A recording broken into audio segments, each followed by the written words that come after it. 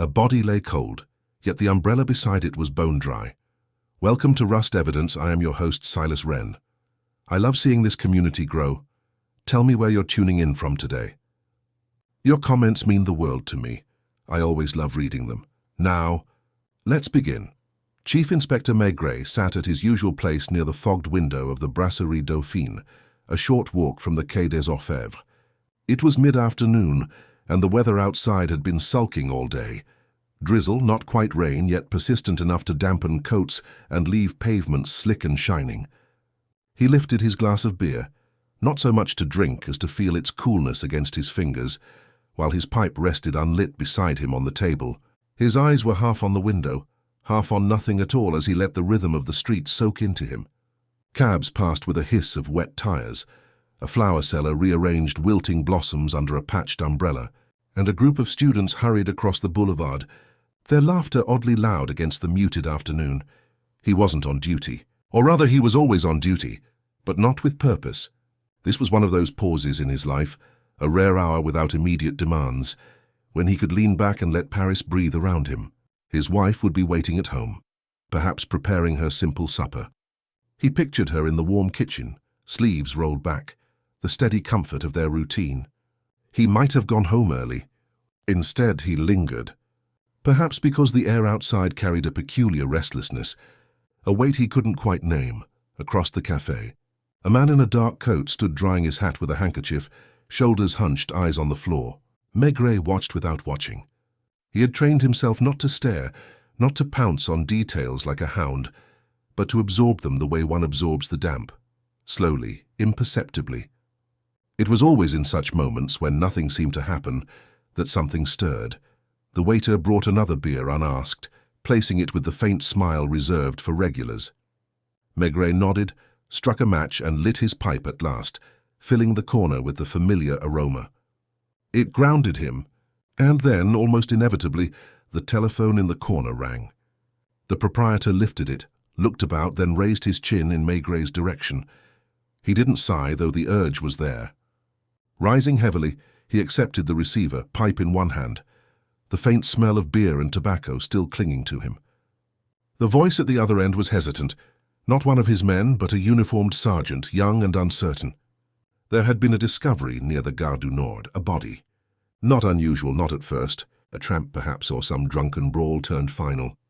But the sergeant's words faltered, and that was what caught Maigret's ear.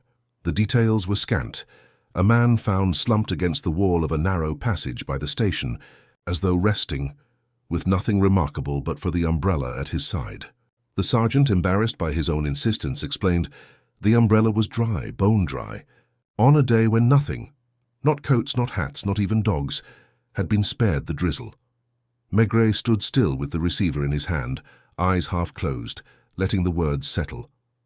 A dead man was common enough in Paris, but a dry umbrella beside a body soaked by the weather, that was less ordinary. He replaced the receiver gently, nodded once to the proprietor and settled his hat on his head. Outside, the air struck him like a damp cloth. He turned up his collar, pipe clenched in his teeth, and began the short walk back across the bridges toward the north of the city. The streets glistened, the Seine carried a dull metallic sheen, and Maigret felt that familiar shift within him, the slow turning of gears, the readiness to step out of himself and into the quiet patience of inquiry. It wasn't yet urgency. It never was with him. It was simply that something in the city had tilted, some small wrongness waiting to be explained. And he, more than anyone else, could not ignore it. The drizzle had thickened into a soft rain by the time Maigret reached the narrow streets that threaded around the Gare du Nord. The pavements were crowded despite the weather. Porters pushing carts, travellers with wet collars, women clutching packages to their chests as they hurried home. Maigret moved at his steady pace, solid and deliberate, his heavy frame undisturbed by the bustle around him. He was not in a hurry. He rarely was. It was not speed that brought him to the truth, but the slow gathering of impressions, the way a damp wall absorbs moisture until it can hold no more. At the entrance of the passage described by the sergeant, two uniformed men stood uncertainly, their boots planted wide, hands awkwardly clasped behind their backs. They straightened when they saw him, but Maigret merely raised a hand in greeting, as if reminding them he was no general here to inspect them, but another man arriving to look at something curious. The sergeant, thin-faced, barely more than a boy, guided him in. The passage was dim, smelling of stale urine and damp plaster. Against the far wall slumped the body, a man in his 50s perhaps, grey hair thinning, a coat too light for the season. His head rested against the stone, tilted slightly as though he had stopped to catch his breath and never moved again. The rain had matted his hair, left his trousers dark with moisture. And at his side, neatly upright, the umbrella. It was black, of decent quality, and though the ground about it glistened with water, its fabric shone untouched, dry as though it had just been lifted from a shop counter. Maigret lowered himself slowly, his knees protesting, and peered closer. The man's shoes were muddy at the tips, but dry on the insteps. His right hand hung limp at his side, palm outward, while the left was folded across his lap. The sergeant shifted beside him. "We thought, sir. Perhaps he sat here before the rain began. But—" He gestured helplessly at the umbrella. Maigret nodded. He didn't answer. He didn't need to yet. Instead, he reached into his coat for his pipe, tamped it gently, and struck a match. The flame glowed, reflected in the wet stones, then died as he drew smoke into his lungs. He exhaled slowly, eyes half closed. The silence stretched until the young man fidgeted. "Did anyone see him arrive?" Maigret asked finally, his voice low even. "Not that we know. A railway porter noticed him when he passed through with a cart. Said the man seemed asleep, but when he came back a few minutes later, he was still in the same position. He called us." Maigret stood, brushing dampness from his hands. He moved to the mouth of the passage and looked out toward the street. Rain streaked past the dim lamps, making every face hurried, blurred. He could feel the rhythm of the place, the perpetual arrivals and departures, the anonymity that wrapped itself around a railway station like a fog, a good place to vanish, or to appear. He returned to the body, crouched once more, and touched the man's wrist gently. Cold, though not icy, the rain had washed away surface traces, leaving only the impression of a man caught at the wrong moment, in the wrong place. His pockets yielded little. A handkerchief, 2 metro tickets, a few francs, and a worn leather wallet containing nothing but a folded scrap of paper with a telephone number scrawled in ink. No identity card. Maigret slipped the paper back without comment. His eyes lingered again on the umbrella. He lifted it carefully, feeling its weight. It had not been carried through the rain. Of that he was sure. Yet the man was soaked. The umbrella, then, was not his. He said nothing to the sergeant, merely handed the object back and instructed it be kept safe. He did not wish to begin with theories. He wished to begin with people. Who found him? The porter was summoned, a broad-shouldered man with red cheeks and suspicious eyes. He gave his account in hurried bursts, glancing at Maigret as though expecting to be accused of something. He had thought nothing of the man at first, only another vagrant sheltering from the drizzle. But the stillness had struck him when he passed again, and he had felt, as he put it, unease, like walking into a room that isn't empty but silent. Maigret listened, pipe between his teeth, nodding occasionally, never interrupting. When the man finished, the inspector asked only one question. Was the umbrella there the first time you saw him? The porter blinked, thought, frowned. I think so, yes, against the wall. But I couldn't swear it, that was all. Maigret dismissed him gently, thanked him, and returned his attention to the corpse. Already the doctor had been summoned. Already the machinery would grind, reports, signatures, superiors asking for explanations. But for Maigret the work had begun differently. Not with files, not with causes of death, but with the image of a man seated forever against a damp wall, and beside him an umbrella that had refused the rain. By the time he returned to the Quai des Orfèvres, his coat heavy with moisture, it was late evening. The building smelled of coal dust and wet wool. Janvier met him in the corridor, eager, polite, already asking questions. But Maigret brushed past with a grunt, heading straight for his office where the windows rattled under the steady fall outside. He dropped into his chair, spread his hands on the desk, and sat in silence. He was not puzzled. Not yet. He was attentive. There was a difference. The umbrella lingered in his thoughts, not as evidence but as a presence. Someone had cared enough to place it there. Someone had wished to suggest the man had shielded himself from the rain, when clearly he had not. That small untruth tucked in beside the body gave off a faint odor, the beginning of rot beneath the surface. rot beneath the surface. Rot. Outside, Paris pressed on with its routines, trams clattering, cafes spilling laughter, couples huddling under dripping awnings. Within his office, Maigret filled his pipe again, leaned back and allowed the image to deepen. He could see the station's restless crowd, the anonymous faces sliding past each other, and among them, though he could not yet name them, the face of the one who had wished to tidy the scene with a dry umbrella. He would not chase them. Not yet, he would wait. Someone, somewhere, would betray themselves. They always did if you gave them time. Maigret did not leave the office that night. He remained seated long after the building had grown quiet. The last typewriters silenced. The corridors emptied of footsteps. Rain drummed steadily against the windows, softening the sounds of the city, as though Paris itself were muffled under a thick blanket.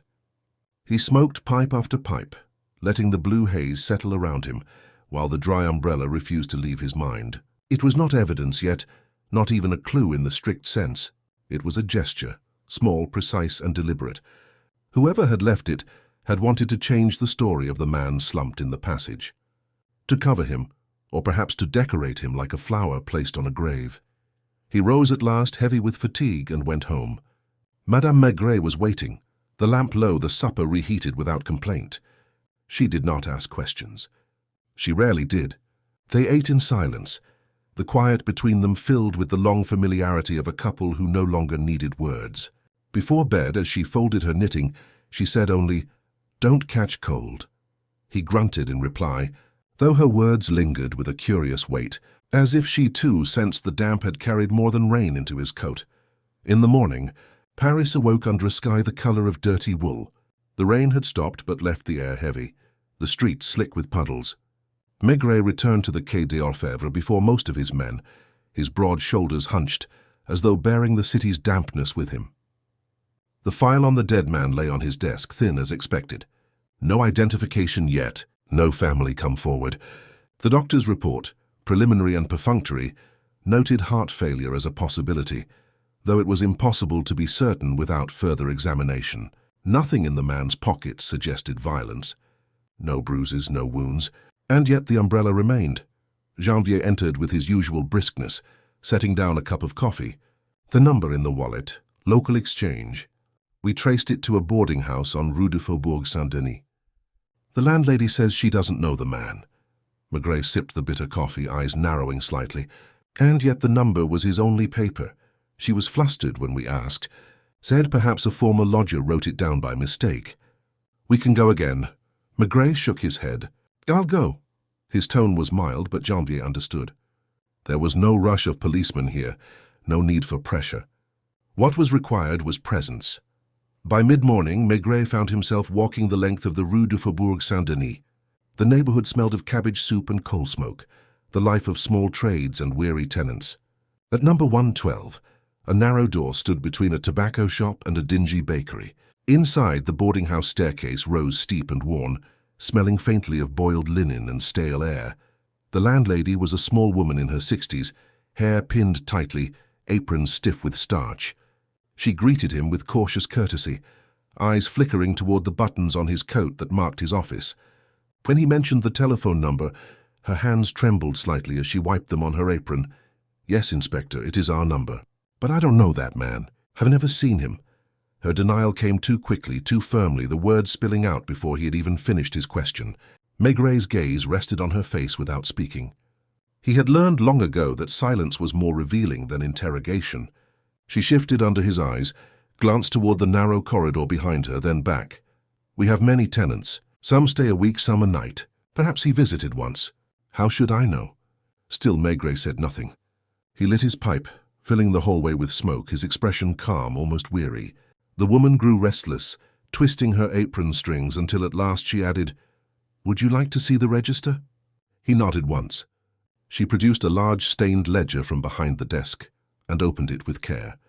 Names filled the pages, neat at the start of each month, then scrawled and hurried. Maigret leaned close, scanning without comment.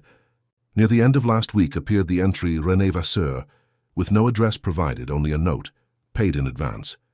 The handwriting was shaky, uncertain. Unlike the neat script of the other entries, Maigret tapped the page gently with a thick finger. "Who wrote this?" The landlady hesitated, then muttered, "It looks like his own hand. Sometimes lodgers fill it in themselves."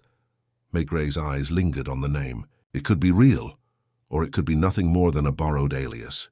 But it was a beginning. He closed the ledger, handed it back, and asked in his low voice, "Which room?" She flushed, hesitated, then led him upstairs. The third floor smelled strongly of damp plaster. Room 12 was small, scarcely more than a bed, a washstand, and a narrow wardrobe. The bed had been slept in, but not recently. The sheets smelled stale. On the washstand stood a shaving mug with dried lather, and in the wardrobe hung a single suit, worn but respectable, and a shirt collar yellowed with use. Maigrey opened the drawer of the washstand. Inside lay a cheap fountain pen and a folded sheet of paper. He lifted it carefully. A letter unfinished, written in the same shaky hand. The words were few. "Je n'ai pas le courage." The rest of the sentence trailed off into scratches. "I do not have the courage." He replaced the paper quietly, as though not to disturb it, then turned to the landlady. Her eyes darted away, her lips pressed thin. "You never saw him?" he asked softly. She did not answer. Back at the Quai des Orfèvres, Maigrey sat once more at his desk, the faint trace of the letter still in his mind. The man had written of lacking courage. To what? To live? To confess? To resist? The umbrella, the missing identity, the empty room, all spoke not of chance but of arrangement. Someone had wished to paint a picture, yet the brushstrokes were clumsy. He sent Janvier to discreetly question the other tenants of the boarding house. He instructed Lucas to search for any record of a René Vasseur in the city. Then, leaning back, he allowed his eyes to close. In the dark behind his lids he saw again the passage by the Gare du Nord, the body seated like a traveller waiting for a train that would never arrive. He saw the umbrella dry defiant beside him, and he thought of the unfinished line, "Je n'ai pas le courage." The truth was not yet visible, but it was circling just beyond reach like a shadow moving behind frosted glass. It would come, he knew. If he remained still enough, if he watched and waited, it would step into the light of its own accord. By the afternoon, the rhythm of the Quai des Orfèvres had returned to its usual quiet bustle. The scrape of chairs, the shuffle of papers, the occasional telephone ringing and silencing again. Maigrey sat at his desk, as if carved from the same wood, his pipe smoke curling against the ceiling, while his eyes rested on the rain-streaked window. He seemed almost asleep, yet his mind turned slowly around the name in the ledger, the letter left unfinished, and the dry umbrella that remained an intruder in every image he conjured of the dead man. Janvier returned first, his shoes squeaking faintly on the wet tiles of the corridor. He reported that the tenants of the boarding house were, for the most part, clerks and labourers who kept to themselves. Few had noticed the man who had called himself René Vasseur. A woman on the second floor recalled seeing him once on the stairs, hat pulled low, moving quickly as though he disliked being seen. Another tenant thought he heard a door close late one night, but could not be certain. None had spoken to him. None could describe him clearly. Lucas followed with his search through records. No René Vasseur fitting the age and description appeared in Paris registers. The name was as thin as paper, a shield for someone who did not wish to be found. Maigrey listened, nodding faintly, yet offering no comment. His men shifted uneasily, unused to silence where they expected questions. At last he dismissed them with a heavy wave of his hand, preferring his own company. The drizzle had stopped, and by late afternoon a pale sun glimmered weakly over the rooftops. Maigrey left the office on foot, turning once more toward the boarding house. He was not drawn by evidence, but by a tug of instinct, the faint unease that lingered in him, since speaking with the landlady. The Rue du Faubourg Saint-Denis was livelier now, children skipping over puddles, shopkeepers sweeping doorways. He entered the narrow doorway once again, his presence filling the dim hall until the landlady appeared, smoothing her apron with fingers that trembled.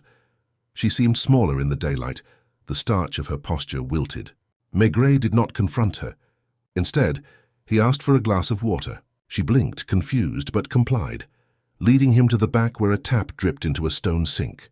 He accepted the glass, drank slowly, and let his eyes wander. On a shelf above the sink sat a row of mismatched cups, a tin of polish, and, curiously, a folded raincoat, dry, though the air was still damp. He returned the glass and remarked softly, almost idly, It must be difficult to manage alone. So many rooms, so many strangers. Her lips pressed thin. One does what one can, Inspector. He did not move, only regarded her with the steady weight of his gaze. At last she shifted, her voice low, almost pleading. I told you the truth. I did not know him. He stayed a night no more. Maigret filled his pipe again, struck a match and spoke through the smoke. Yet he wrote your number on a slip of paper. He had no other address, no other name. He left behind a sentence unfinished. I do not have the courage. Her hands clenched at her sides. People come here with all sorts of troubles. It is not my concern.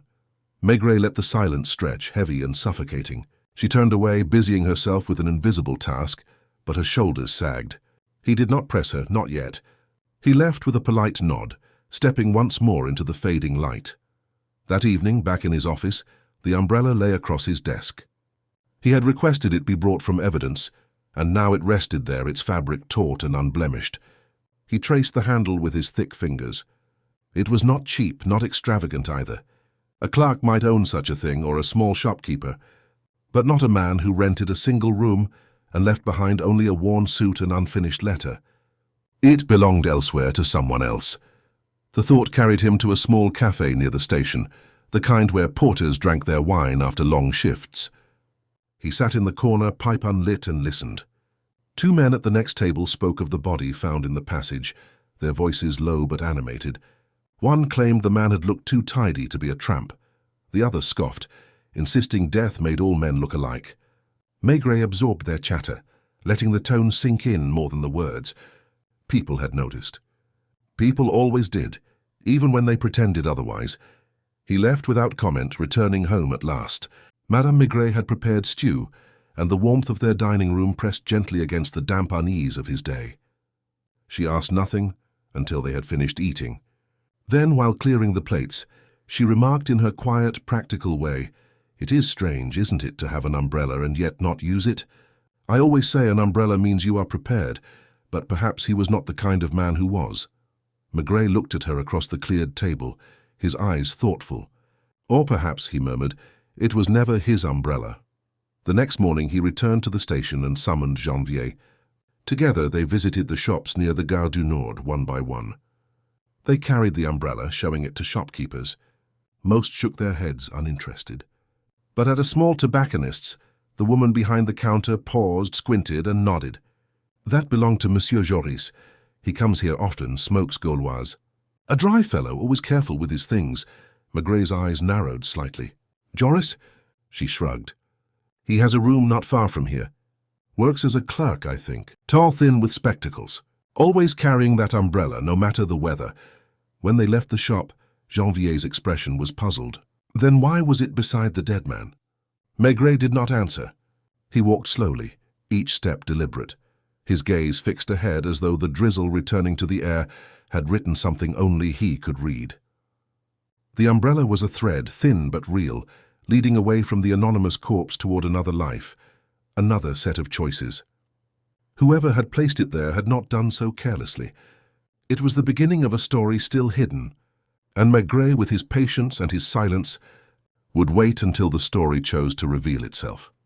That night, as the rain thickened once more, he sat in his office, pipe smoke clouding the lamplight, and thought not of evidence but of people, of the landlady with her trembling hands, of the unfinished letter on cheap paper, of the tobacconist certain of her customer, Monsieur Joris. The circle was small, too small to remain unbroken for long. Someone would falter, someone would speak, and Maigret would be there as always to listen. The name Joris clung to Maigret's thoughts the way smoke clings to a heavy coat. It was not remarkable in itself. Paris contained many Jorises, but joined with the tobacconist's certainty and the umbrella that had been so neatly abandoned beside a corpse, it became more than a name. Maigret did not hurry. He seldom did. Instead, he asked Janvier to inquire quietly, to visit the cafes near the station, to ask clerks who worked in the area, to let the name circulate as if in passing. Paris was full of people who claimed to know little, yet could not resist offering fragments, and fragments, when allowed to settle, often formed a shape. By early evening, a sketch had emerged. Monsieur Joris, a Belgian by birth, lived in a small furnished room on Rue de Dunkerque within easy reach of the station. He was in his late 30s, tall and thin with spectacles that often slid down his nose. He worked in the accounting office of a shipping firm, earning modest wages but known to be punctual, cautious, meticulous. He was not disliked, but neither was he close to anyone. Colleagues described him as dry, reserved, a man who observed more than he spoke, and always, they said, he carried his umbrella. Maigret listened to Janvier's report while tamping his pipe, nodding faintly. He let the silence stretch, as though waiting to see if the name itself would offer further resistance. Then he rose heavily from his chair, pulling on his overcoat, and said only, "We will go and see." The Rue de Dunkerque was dim and narrow, lined with houses that leaned slightly toward each other, their windows streaked with soot. The rain had returned in thin threads, clinging to the gas lamps and making the cobblestones gleam. Maigret's shoes struck a steady rhythm as he mounted the stairs of number 48, Janvier close behind. The concierge, a stout woman with sharp eyes, admitted them reluctantly. "Ah, Monsieur Joris," she said, her tone grudging. "Quiet as a mouse. Pays his rent on time. Never trouble from him." Maigret nodded, the familiar weight of his silence pressing her until she added, "He hasn't been home since yesterday morning. Strange for him. He's always regular."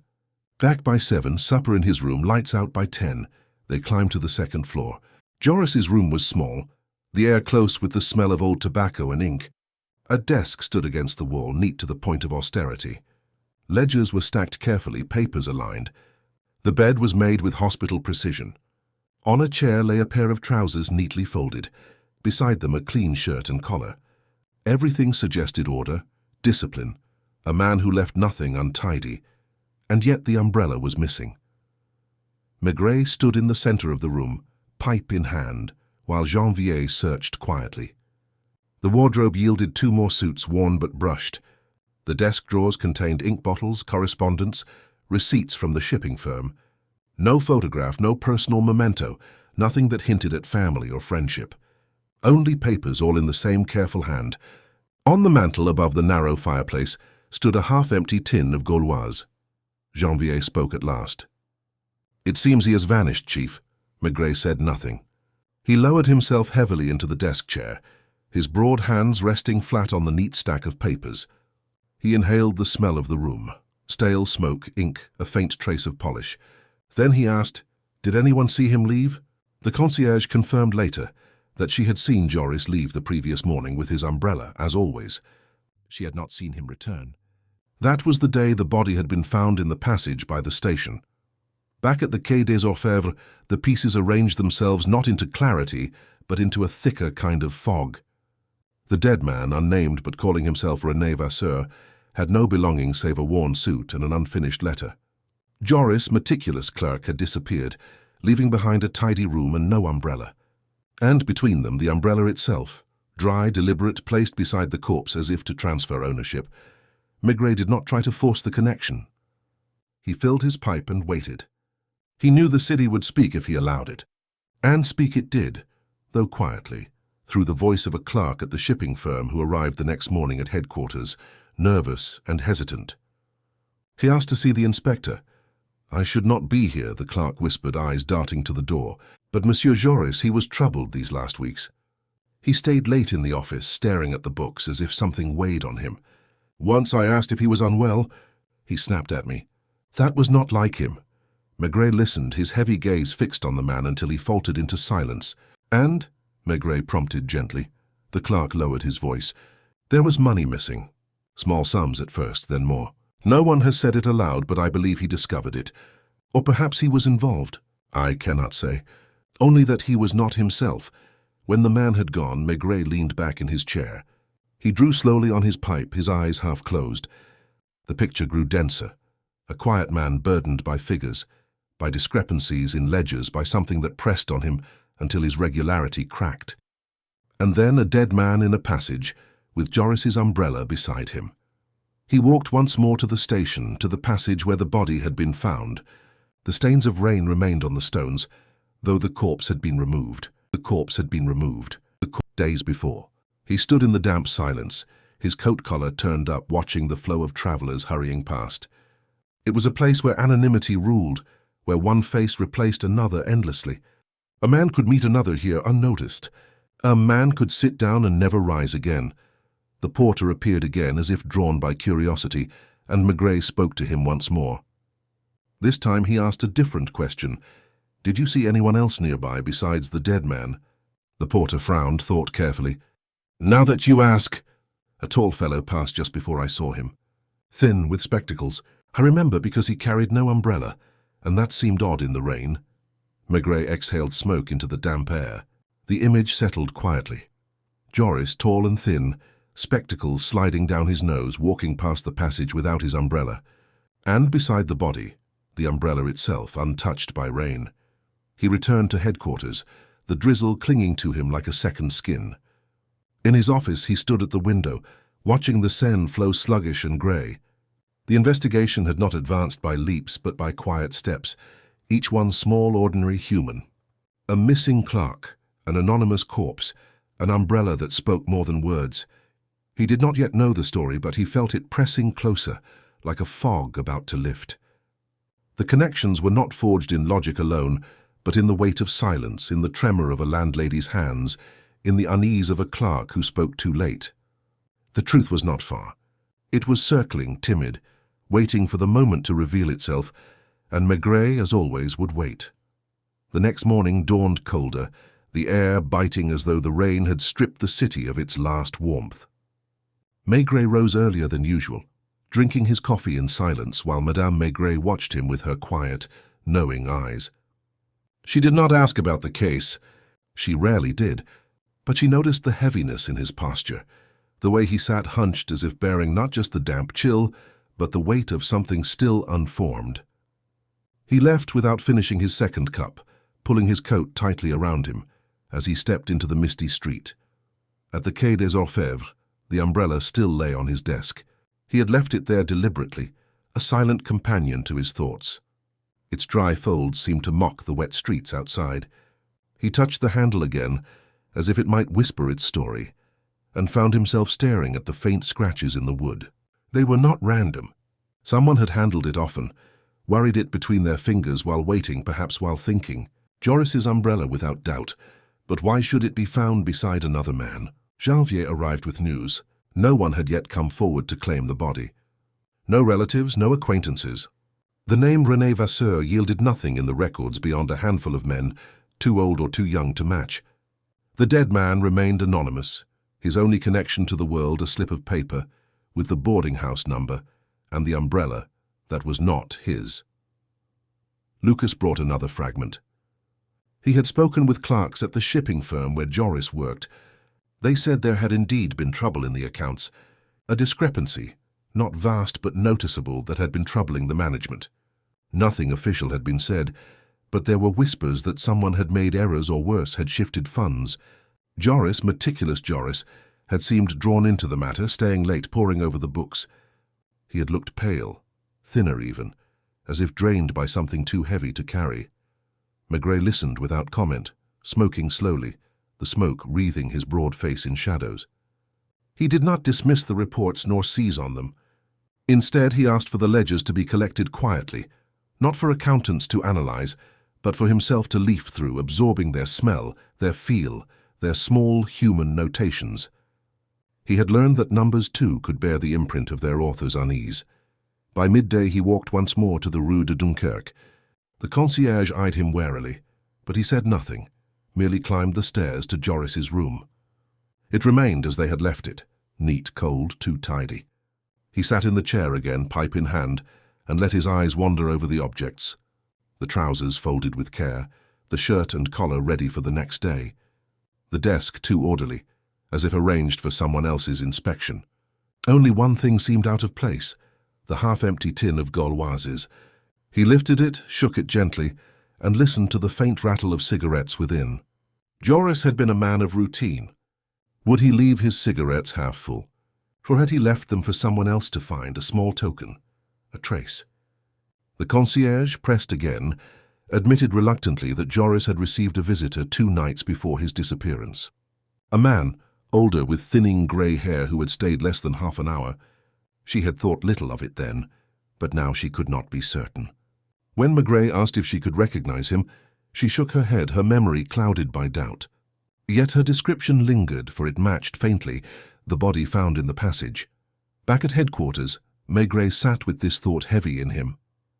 The dead man might have been Joris's visitor. They had met again, perhaps near the station, where anonymity ruled.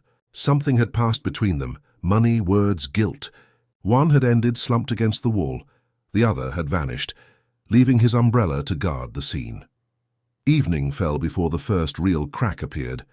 Air call came from a small restaurant near the Gare de l'Est. The owner, nervous and apologetic, said a man answering Joris's description had eaten there the night before the body was discovered. He had been alone, drinking more than usual, staring at nothing. At one point he had muttered aloud, "It is finished, it is all finished," before paying abruptly and leaving. Maigret thanked the man, replaced the receiver, and sat a long while in silence. He could almost see Joris now, thin shoulders hunched, spectacles slipping, murmuring to himself as though rehearsing an ending. Not the ending of another man, perhaps, but of himself. Yet the corpse belonged to someone else.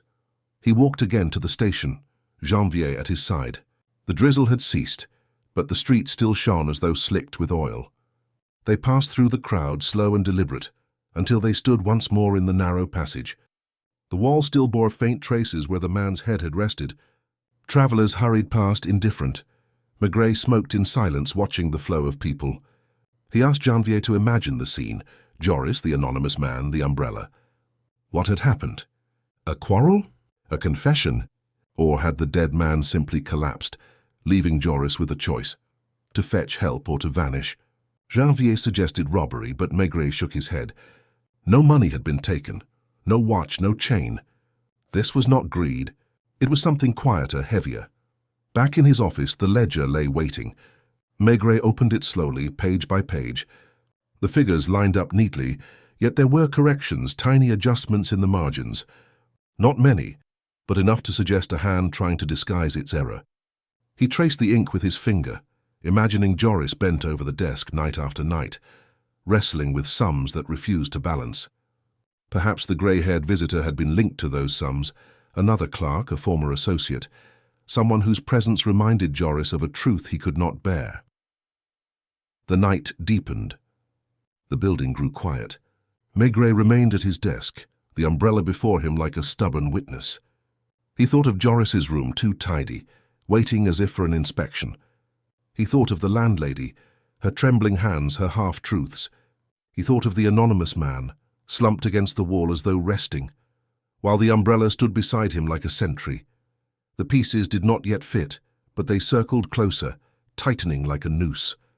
Maigret knew the time would come when silence broke, when someone unable to bear the weight would speak. Until then he waited, the city's damp breath pressing at the window, the sound of the Seine carrying through the night, steady and unhurried like his own thoughts. And as he waited, he felt the story nearing its heart, though it remained just beyond reach, veiled in mist, pressing forward with the quiet inevitability of rain. The fog had thickened over the Seine by the following morning, softening the outlines of bridges and making the lamps along the embankment glow like pale halos. Maigret walked slowly from his flat to the Quai des Orfèvres, his collar turned up, his pipe clenched between his teeth, though unlit. He disliked fog. Rain he could tolerate, even welcome, but fog seemed to disguise the city, to dull its familiar rhythm, and it unsettled him more than he cared to admit. It suited the case, though, an affair that felt smothered in half-truths, in things hinted but never stated, as if the whole business were wrapped in mist like the river itself. When he reached his office, the umbrella was still on his desk, just as he had left it, its polished handle catching a faint gleam of lamplight. He sat heavily, tamped his pipe, and read through Lucas's notes on the dead man once more.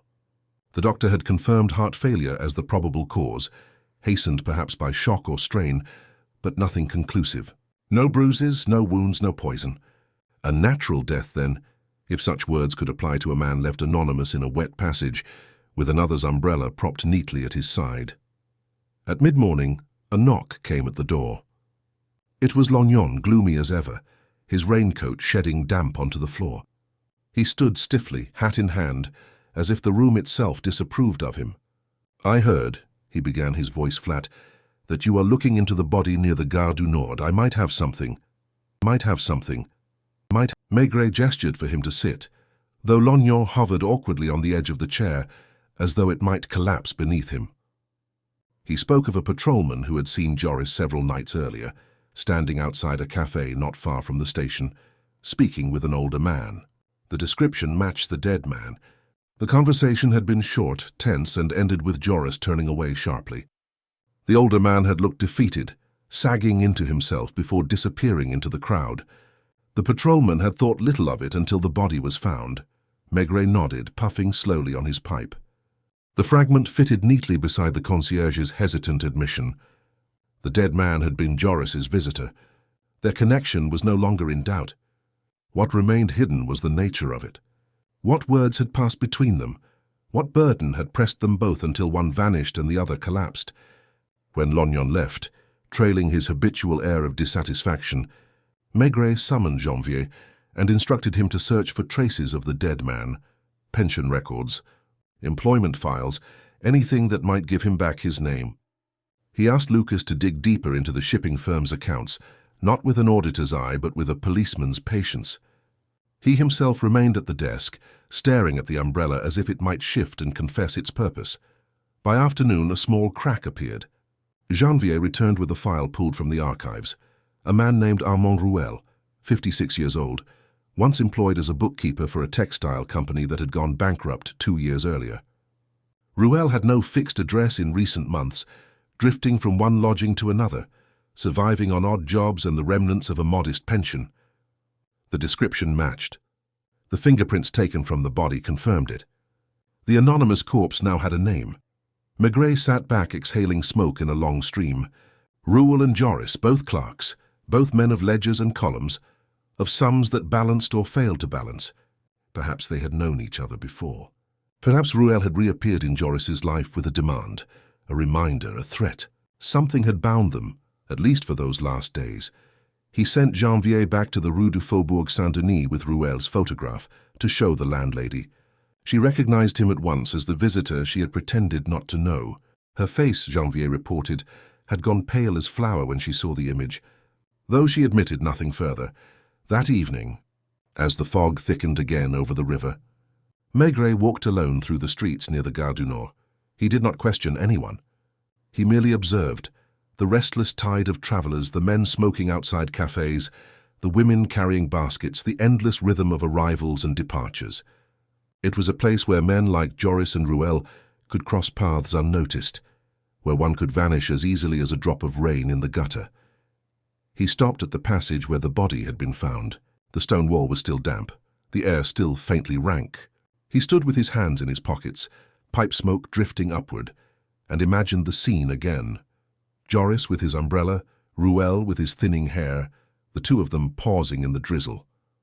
Perhaps they had argued. Perhaps they had spoken too softly for anyone to notice.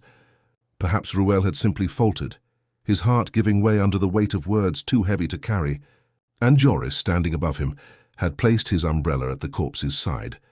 An act not of malice, perhaps, but of confusion, of desperation. A gesture that changed nothing yet altered everything. Back at home that night, Madame Maigret remarked while setting down the soup, "You look more tired than usual." He smiled faintly, though the heaviness did not lift. After the meal, while she cleared the table, she added, "It's strange, isn't it, how some people disappear so easily, as if they were never really here." He thought of Rouel, faceless until this morning, and of Joris, whose tidy room seemed more like a stage set than a home. He thought of the umbrella standing dry while the city drowned in rain. He nodded slowly. "Yes," he said at last. "Strange." The next morning, the reports on the shipping firm's ledgers arrived. Lucas spread them across the desk, muttering about irregularities. Sums missing, shifted between accounts, names erased or rewritten. Nothing massive, but enough to sink a small man with a conscience.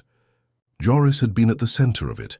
Whether as culprit or discoverer was not yet clear. And Rouel, once a bookkeeper himself, might have been drawn in, perhaps as an accomplice, perhaps as a witness who knew too much. Maigret smoked heavily as he considered the papers. He did not see numbers. He saw men bent over ledgers late at night, their eyes strained, their hands shaking. their lives narrowing to columns of figures until they collapsed under the weight of them. Ruel had collapsed literally. Joris had vanished. The umbrella remained, silent, refusing to explain itself. He leaned back, pipe smoke thick in the air, and let the silence gather. The truth was not yet ready to show itself, but he felt it pressing closer.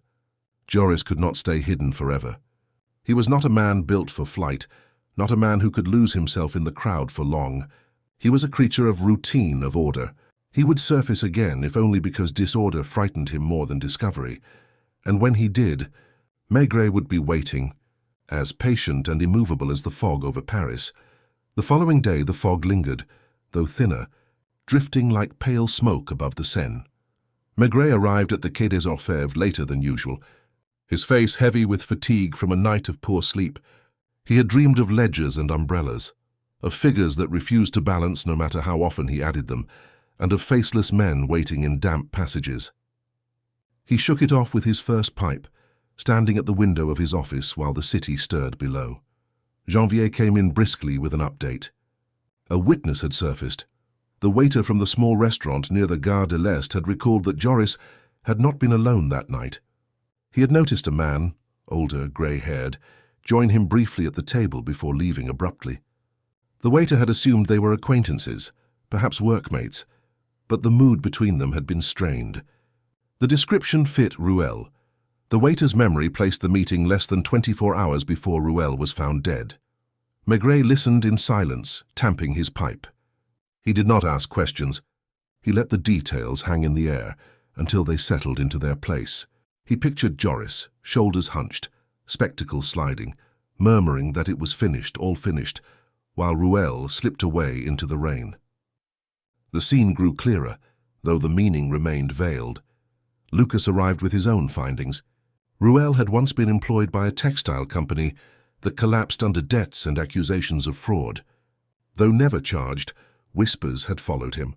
Some suspected he had altered the accounts before the firm's ruin. Others believed he had merely been careless. In either case, his career had ended in disgrace.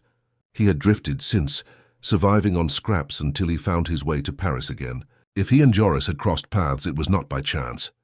Both men belonged to the world of columns and sums, of lives reduced to neat entries that nevertheless hid messy truths.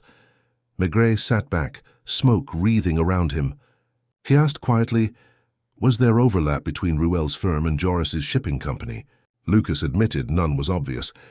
Yet both handled accounts for trade, and both shared clients along the Belgian border. It was possible Ruel had known something Joris discovered later in the books. Or perhaps Ruel, in his decline, had sought out Joris to demand help, alone silence. Whatever had passed between them, the umbrella had been left behind as a mute witness. By afternoon, Maigret returned to the Rue du Faubourg Saint-Denis, pipe clenched between his teeth. The landlady received him with visible unease.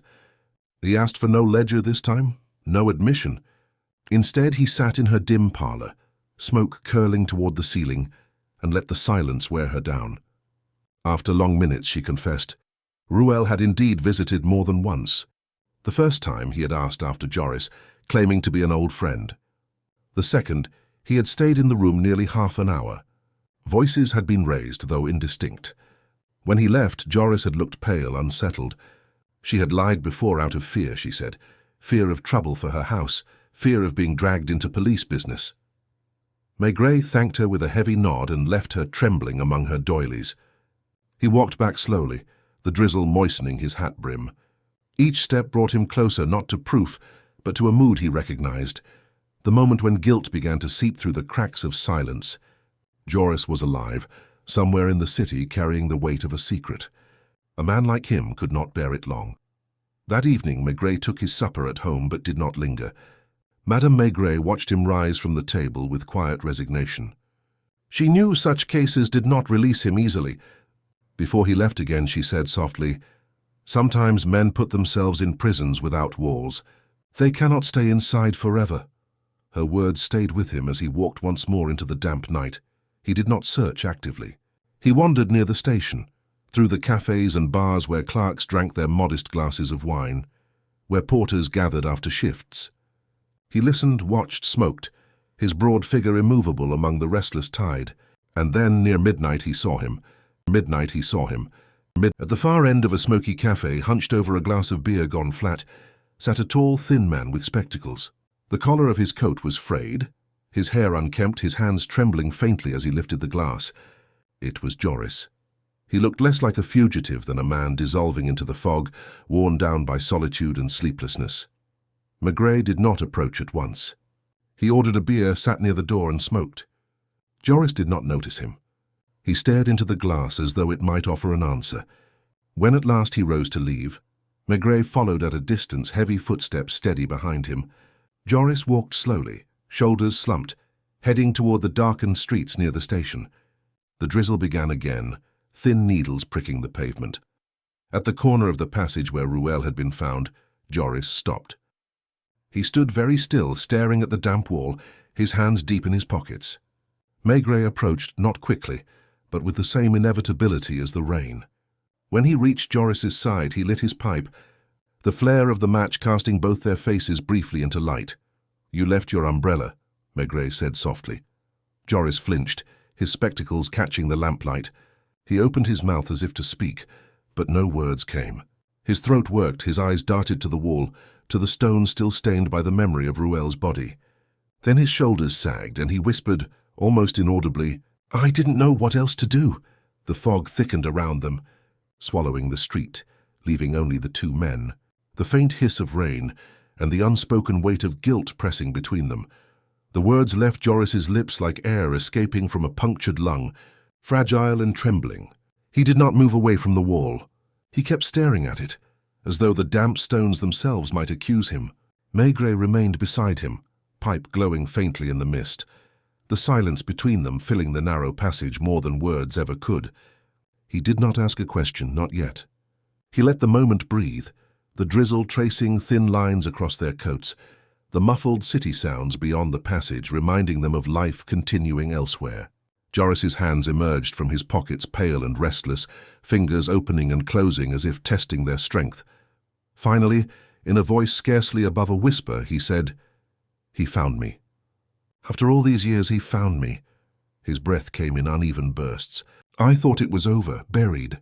I tried to live quietly, to disappear. But he came back and I couldn't—" His words faltered, leaving the sentence unfinished. Maigret took the pipe from his mouth, exhaled slowly, and asked in a tone as gentle as it was firm, "Ruel?" Joris nodded once, almost imperceptibly. His shoulders seemed to sink further under the weight of the name. "He ruined everything before. The company, the accounts, the men who worked there. I was young then, learning. I didn't know enough to stop him. When the collapse came, I walked away. No one accused me. I kept my silence, but I carried it with me. Every column of numbers since then, every balance checked and rechecked. It was him I saw, his shadow at the edge of the page. And now he returned, needing money, needing a witness to say he was not at fault. He wanted me to give him back the respectability he had lost." His voice cracked, and he pressed his hand to his mouth. "I couldn't bear it, Inspector. I couldn't go through it again. I told him no. I told him it was finished. He begged me, then cursed me. I left him. Later I found him here. I don't know if he followed me or if it was chance. He was seated like that, slumped head against the wall. I thought he was waiting still, but he was gone. The drizzle turned heavier, dripping from the brim of Maigret's hat. He studied Joris's drawn face, the spectacles fogged, the trembling lips. "And the umbrella?" he asked softly. Joris looked at him then, eyes wide like a child caught in a lie. "It was mine. I didn't know. It felt wrong, leaving him like that, alone in the rain. He had nothing. He looked so pitiful. I thought, if I left it, people would think he had been prepared, that he had some dignity still. It was foolish. Foolish, I know. But I couldn't stand to walk away with it dry while he sat soaked beside the wall." He broke off, his breath ragged. Maigret did not answer immediately. He replaced the pipe between his teeth, puffed once, twice, letting the silence absorb Joris's confession. It was not guilt of murder that weighed on him, but the heavier guilt of weakness, of choices made long ago and choices evaded now. "Why did you hide?" Maigret asked finally. Joris's shoulders hunched. "Because I thought you would not believe me. Because I was ashamed. Because once, years ago, I did nothing, and men lost their livelihoods. And when he came back, I did nothing again. I only wanted to vanish. Perhaps I deserved to vanish. They stood in silence again, the rain pattering softly around them. For a moment it seemed as though Joris might collapse in the same posture as Ruel, surrendering to exhaustion.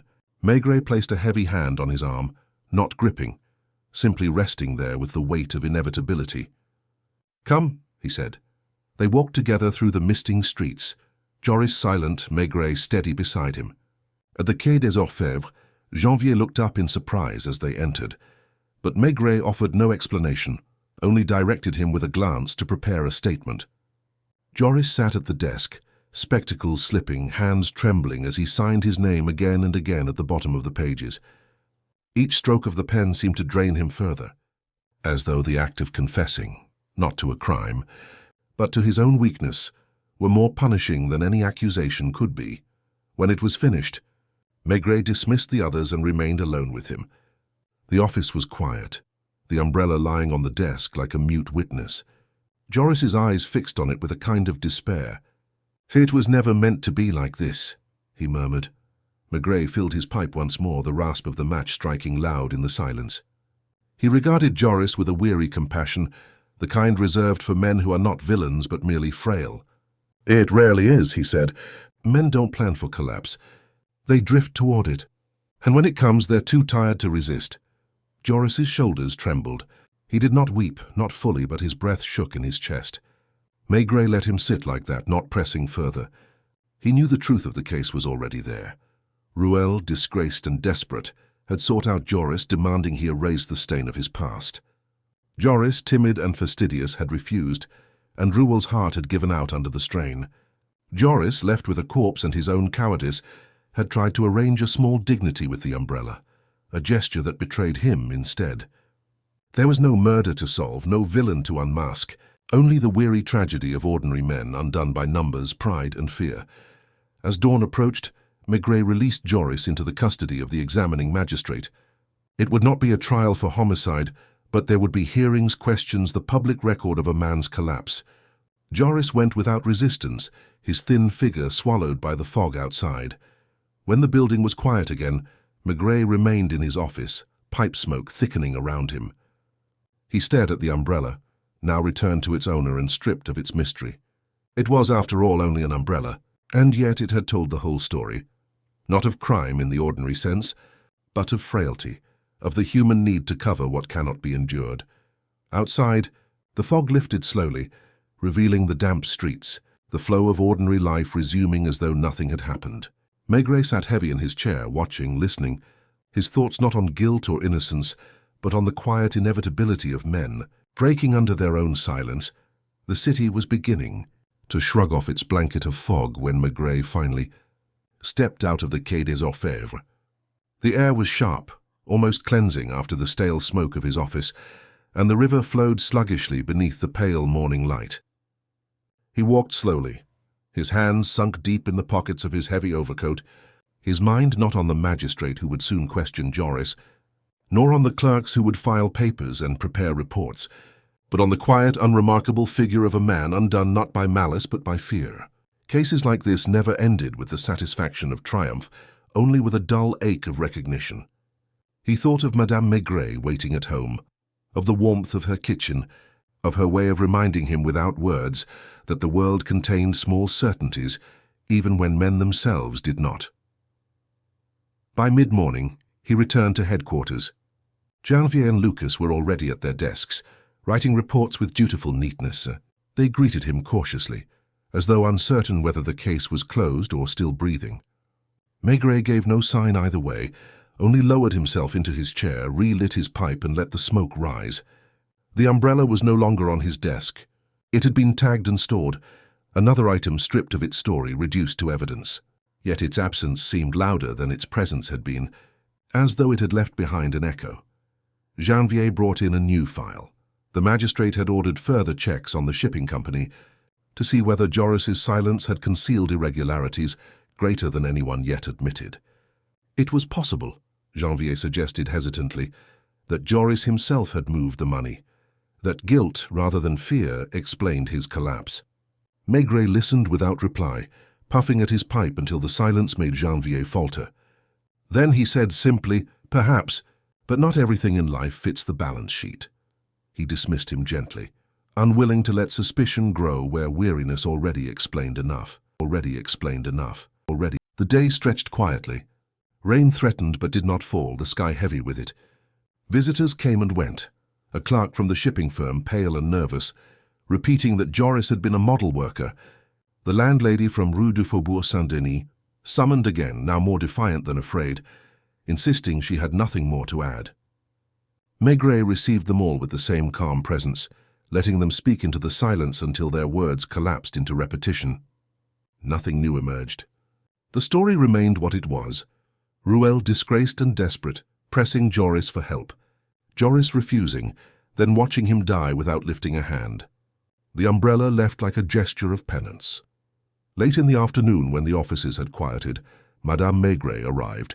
She had brought him a scarf, saying only that the weather was turning, and he would catch a cold if he did not take care. She did not linger, only touched his arm lightly before leaving. He watched her go with a heaviness that was not sorrow but something quieter, a reminder of how rare it was to meet a life lived without deception. When evening came, he returned once more to the streets around the Gare du Nord. He had no need to be there, yet he felt the case had not quite released him.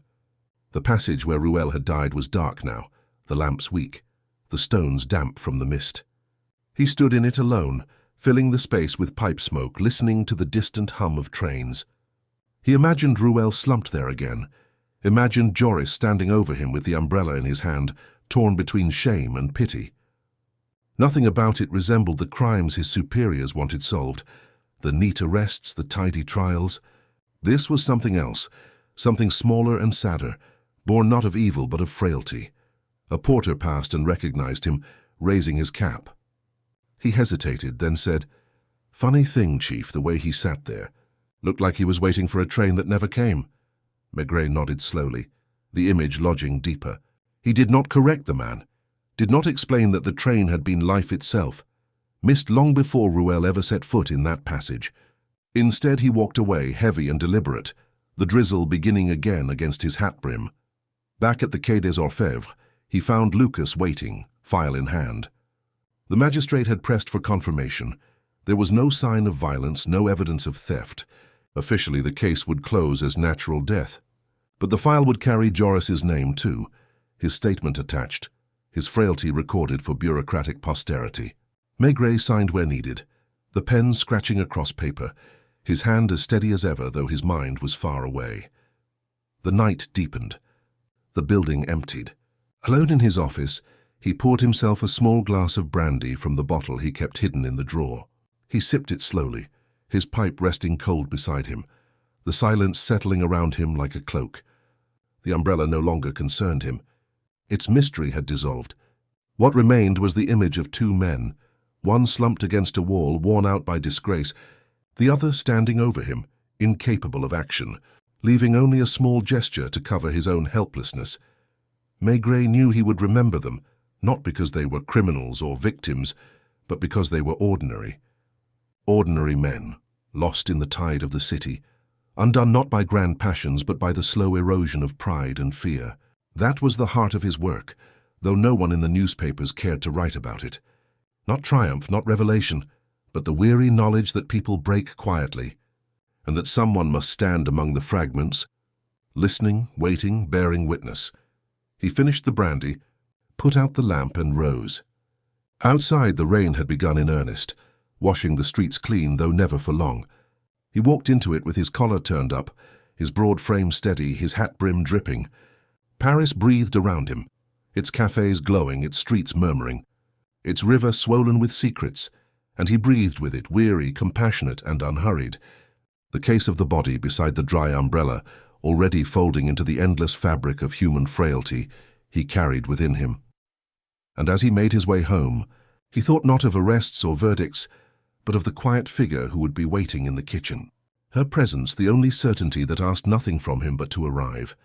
The following day passed without urgency. There were forms to sign, colleagues to appease, and a magistrate who wanted dates and times written in neat lines. Maigret did what was necessary, but his mind was elsewhere. circling quietly around the images that had already settled in him. Ruel hunched and spent, Joris with his umbrella, trembling between pity and cowardice. The official record would mark the death as natural, the statement from Joris as voluntary, and the file would soon join the hundreds that filled the drawers. But for Maigret, the case was not only a file. It was a fragment of human life that clung to him with the dampness of the city air. When he returned home, Madame Maigret was setting plates on the table. She looked up at him with her usual calm curiosity, her eyes asking what her lips did not. He told her little as always, but when she placed the stew in front of him, he found himself murmuring, "It was not murder." Only two men, one broken by disgrace, the other too timid to help him. She nodded once, no surprise in her face.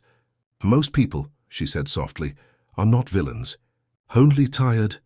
The words stayed with him later that night as he sat by the window, pipe in hand, watching the drizzle blur the lamps along Boulevard Richelieu. He thought of Ruel's long decline, of the pride that had hardened into desperation. He thought of Joris, living a life of precision, terrified that one mistake would drag him back into shame. Neither man had wanted tragedy. Yet tragedy had found them quietly, without spectacle. An unfinished letter, an umbrella placed like a clumsy gesture of compassion, a silence heavier than any crime. By morning the case had dissolved into routine. Joris would face no prison, only questions from men in black robes, and then a life lived under the shadow of his own weakness. The shipping company would survive, adjusting its ledgers, burying its irregularities in the folds of bureaucracy. Ruel would be given a modest burial, attended perhaps by no one who truly knew him. The city would go on, its cafes full, its stations crowded, its streets glistening with rain. For Maigret, the work continued. A new call would come, another body, another room heavy with silence. Yet he carried this one with him, as he carried so many others, not as a puzzle solved, but as a reminder. Men were fragile, and their dignity was often no stronger than the fabric of an umbrella left standing in the rain. That evening, after leaving the office, he stopped once more at the Brasserie Dauphine. He took his usual table, ordered his beer, and watched the street through the fogged glass. A flower seller rearranged her wilted stock, students hurried by, porters called to each other in the drizzle. Ordinary lives, each with its own hidden burdens. He lit his pipe, leaned back heavily, and let the weight of the day settle into him. There was no triumph in him, no sense of victory, only the quiet understanding that this too was Paris, men breaking not with violence, but with silence, leaving behind traces that only patience could gather. He raised his glass slowly, the foam clinging to the rim, and drank. Outside, the rain fell steadily, washing over the pavements, over the umbrellas bobbing among the crowd, over a city that would never run out of secrets. And Maigret, weary but steady, sat watching, waiting, knowing that his task was not to change the world, but to see it clearly, to bear witness to its quiet tragedies, and to remain present when others could not.